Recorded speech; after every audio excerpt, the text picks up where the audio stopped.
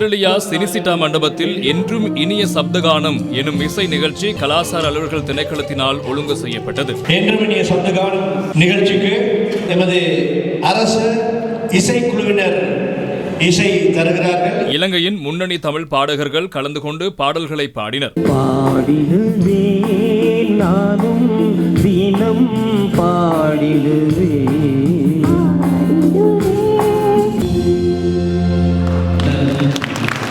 பாடகர்களான V Muthalagu, Kalavathi Chinnasamy, Nagamuthu Raghunathan, K Mahindakumar, Nithyakala Mahindakumar, Jegadevi Vigneswaran, Nilukshi Jayaweerasingam ஆகியோரோடு ஆந்தனி சுரேந்திராவும் கலந்து சிறப்பித்தனர். நிகழ்ச்சியை சிரேஷ்ட அறிவிப்பாளர் எம்.என். ராஜா தொகுத்து வழங்கினார்.